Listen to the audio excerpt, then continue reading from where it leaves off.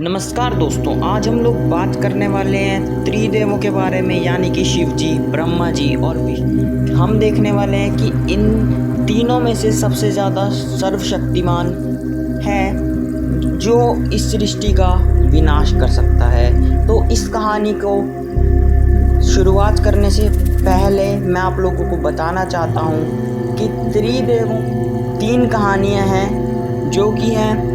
पहली कहानी शिव पुराण की है। तो एक बार क्या होता है कि जो ब्रह्मा जी और विष्णु जी होते हैं उनके बीच में युद्ध हो जाता है। तो युद्ध हो जाता है तो बीच में जहाँ पे वो एक शर्त लग जाती है कि कौन इस स्तंभ को सबसे पहले इसका जो अंत है वो ढूंढ पाएगा, और जिसने अंत ढूंढ लिया वह जीत जाएगा।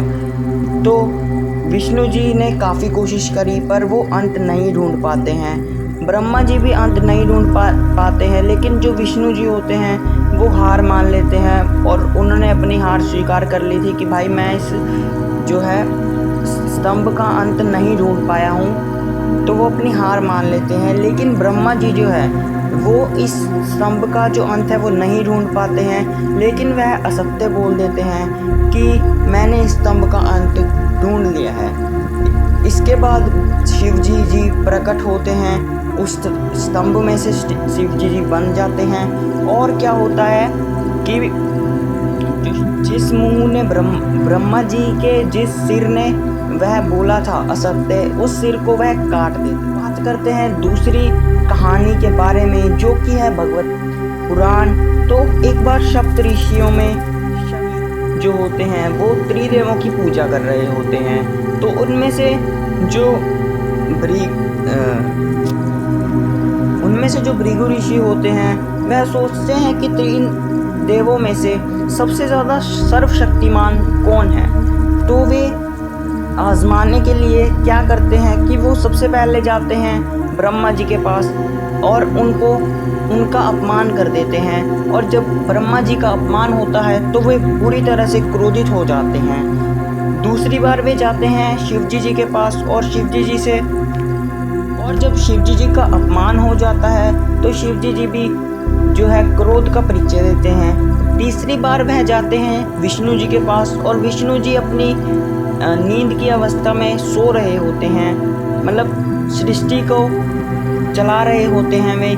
और भृगु ऋषि जो है वो उनके छाती पे पाँव मार देते हैं। और उसके बाद विष्णु जी क्या करते हैं कि उन्होंने कोमलता का परिचय दिया।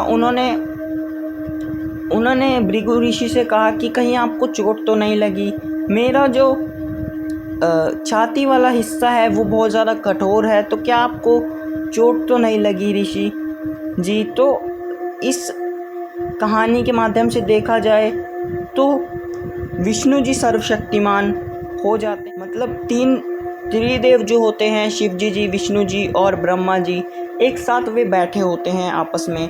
तो शिव जी सोचते हैं कि क्या अगर मेरे पास जो शक्तियाँ हैं अगर मैं उनका इस्तेमाल करके ये देखना चाहूँ कि हम तीनों में से कौन सर्वशक्तिमान है, तो क्या इससे पता चल जाएगा कि हम तीनों में से सर्वशक्तिमान कौन है। तो वे सोचते हैं कि अगर मैं सर्वशक्तिमान हूँ तो क्या मेरी शक्तियों से मैं ब्रह्मा जी और विष्णु जी का भी अंत कर सकता हूँ।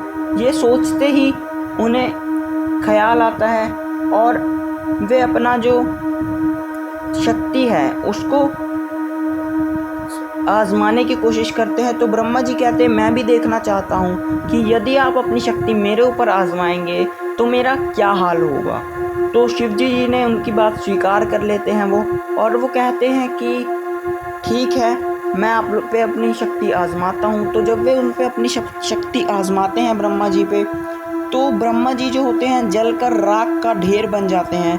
तो जब शिव जी पूछते हैं कि मतलब शिव जी से सोचते हैं कि अब तो राख के ढेर में से ब्रह्मा जी बोल उठते हैं कि जहाँ पे, तो ब्रह्मा जी बोलते हैं कि आपने मुझे भस्म करके मेरी मतलब जहाँ पे रचना होती है वहाँ पे मैं होता हूँ। तो इस बात से शिव जी को बहुत प्रसन्न हो जाते शिव जी। और अब विष्णु जी भी सोचते हैं कि क्यों ना देखा जाए कि हम दोनों में से कौन ज़्यादा शक्तिशाली है। तो शिव जी उन पर भी अपनी शक्ति का प्रयोग करते हैं और जो विष्णु जी होते हैं वे भी राख के ढेर में बदल जाते हैं। और वे जब विष्णु जी शिव जी को कहते हैं कि मेरे ऊपर आप अपनी और ज़्यादा शक्तियों का इस्तेमाल करें, तो जब शिव जी उन पे और ज़्यादा शक्तियों का इस्तेमाल करते हैं तो वो जो राख का ढेर होता है वो गायब हो जाता है, उड़ जाता है वो, लेकिन एक कण बच जाता है जिसमें से विष्णु जी जो है वो पूर्ण जीवित हो जाते हैं। और फिर बारी आती है कि शिव जी ये सोचते हैं कि मैं तो इस संसार का विनाशक हूँ, अगर मैं अपना ही विनाश कर लूँ तो क्या ये सृष्टि चल पाएगी, और यदि यह सृष्टि चल पाएगी तो उसे चलाएगा कौन।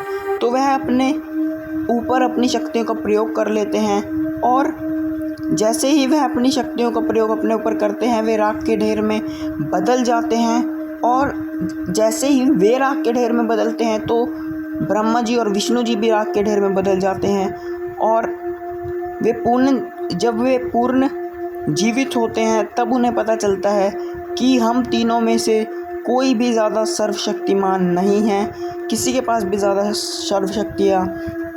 किसी के पास भी ज़्यादा शक्तियाँ नहीं हैं। तो इस बात से पता चलता है कि हमें त्रिदेवों